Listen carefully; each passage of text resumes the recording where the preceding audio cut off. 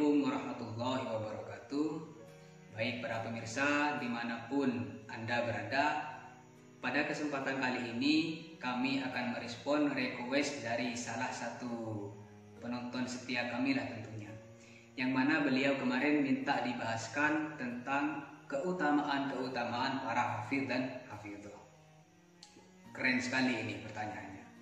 Requestnya sangat keren, sangat bagus, dan sangat menarik. Oke, berbicara tentang hafidh dan hafidh, tentunya ini tidak keluar dari Al-Quran. Dalam artian tidak terlepas dari Al-Quran. Maka dari itu alangkah baiknya kalau kita bahas terlebih dahulu tentang Al-Quran dan hal-hal yang berkaitan dengannya, walaupun hanya sekilas saja.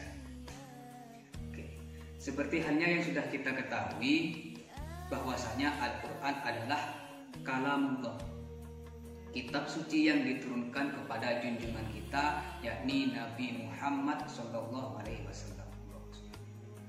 Al-Quranul Karim adalah backing andalan yang sangat istimewa, yang mana tiada tandingannya baik di dunia maupun di akhirat. Bagi siapa? Bagi orang-orang yang mempunyainya. Maksud mempunyainya di sini ialah orang-orang yang pandai membacanya, orang-orang yang cinta, orang-orang yang suka terhadap Al-Quran, dan tentunya orang yang pandai dalam menghayatinya. Karena Nabi telah bersabda, Iqra'ul Qur'ana fa innahu ya'ti yaumal qiyamah syafi'an li ashabi.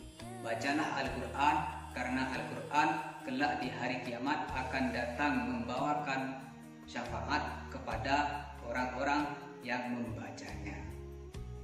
Jadi mari jangan bosan-bosan untuk membaca Al-Quran. Terus kemudian bagaimana agar supaya kita tidak bosan untuk membaca Al-Quran, agar supaya kita merasa senang terhadap Al-Quran? Langkah yang pertama adalah tanamkan dulu rasa cinta dalam hati kita terhadap Al-Quran. Karena ada pepatah mengatakan, tak kenal maka tak sayang.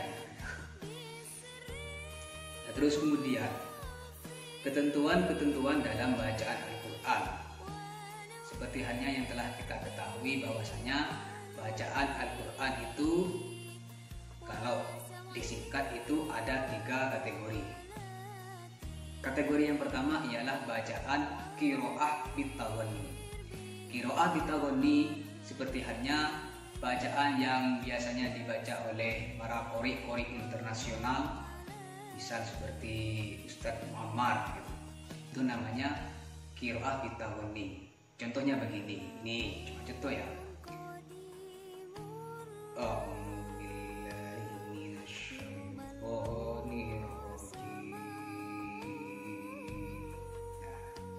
Ini namanya qiraah bitawani.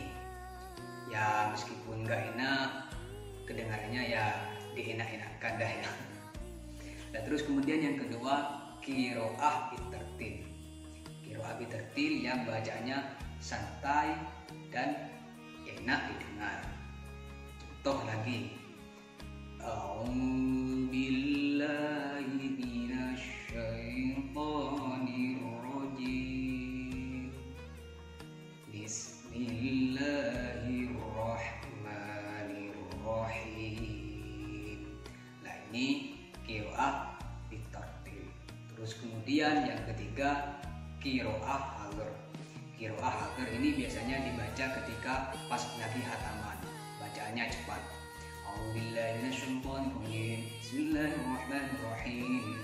Nah, tapi ini semuanya ini masih tetap dalam lingkup tajwidnya harus terjaga, panjang pendeknya juga harus terjaga.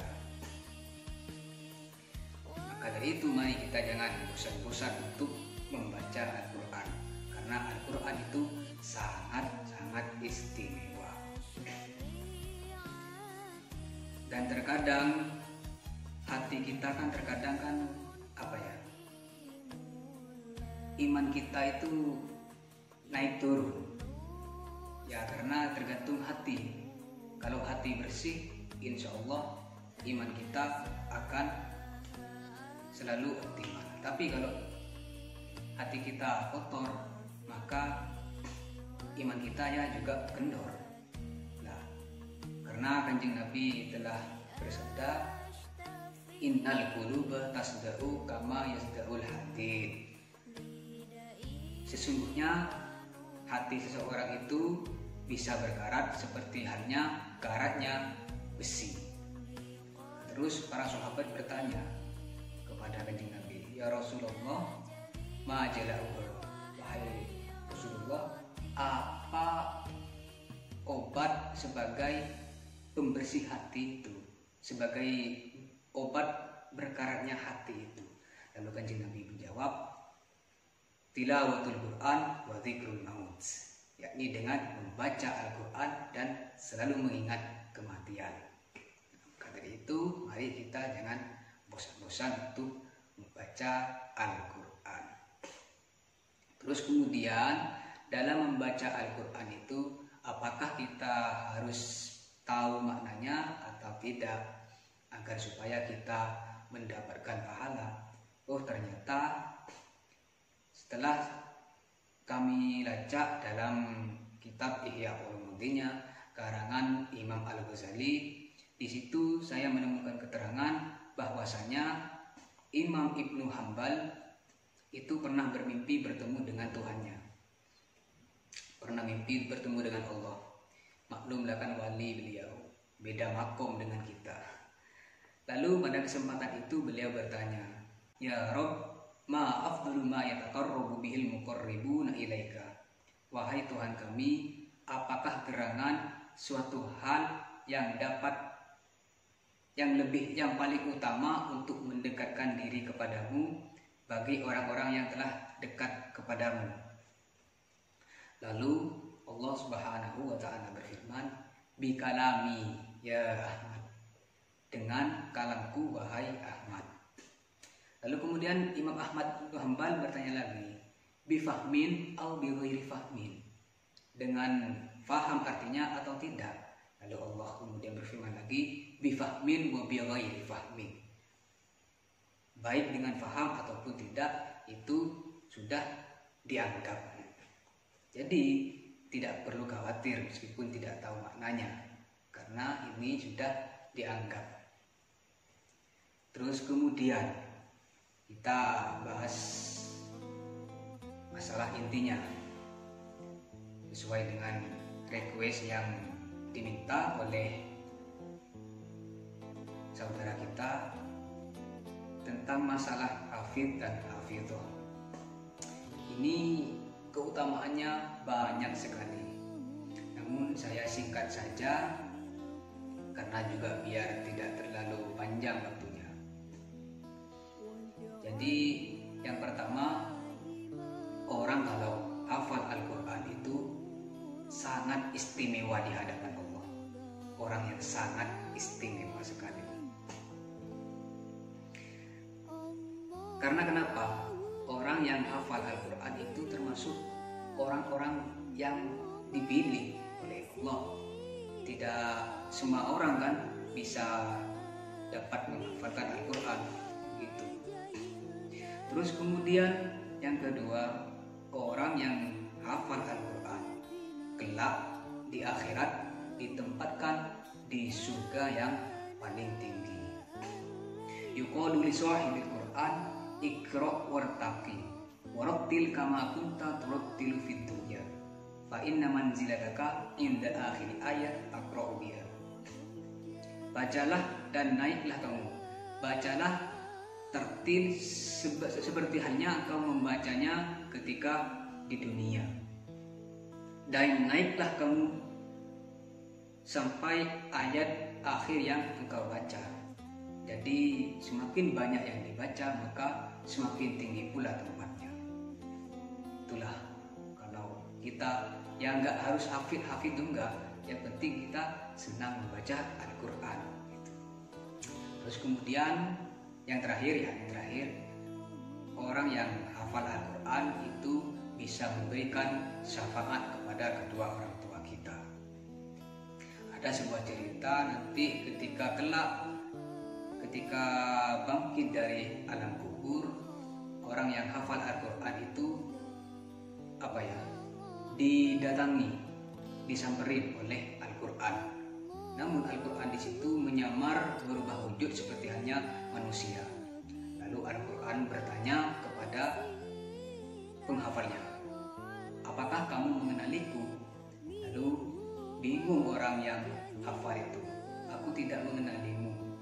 Lalu Al-Quran yang berkata lagi, aku adalah kawanmu, yang mana di siang hari engkau kehausan, engkau kepanasan, engkau tanpa kenal payah, tanpa engkau kenal capek, engkau terus membacanya. Dan di malam hari engkau juga menahan tidur, engkau terus membaca. Ini aku adalah Al-Quran, kata Al-Quran. Dan Al-Quran melanjutkan perkataannya, orang-orang pedagang akan mendapatkan hasil di belakang dagangannya, dan pada saat ini engkau akan mendapatkan hasil yang telah engkau lakukan waktu di dunia. Lalu kemudian orang yang hafal tadi dipakaikan mahkota yang sangat bagus, dan kedua orang tuanya diberikan pakaian yang sangat bagus. Lalu kemudian orang tuanya bertanya, loh, kenapa saya kok dipakaikan pakaian seperti ini? Ini kan bagus sekali, gak cocok buat saya. Lalu dikatakan, ini adalah hadiah untukmu karena anakmu telah hafal Al-Quran. Jadi sebuah kebanggaan lah bagi orang tua jika mempunyai anak yang hafid dan hafidhah. Namun juga perlu diperhatikan bagi para teman-teman yang sudah hafal, ini harus tetap niatnya itu mencari ridhonya Allah. Jangan sampai kita mempunyai sifat takabur, apalagi merendahkan yang masih belum hafal, merendahkan yang bacanya masih belum bagus. Jangan, itu sangat berbahaya. Mungkin hanya ini yang bisa kami sampaikan. Apabila ada kesalahan, ya karena memang keterbatasan ilmu dari kami, dan jika ada benarnya, yaitu karena pemberian dari Allah Subhanahu wa Ta'ala. Akhirul kalam, assalamualaikum warahmatullahi wabarakatuh.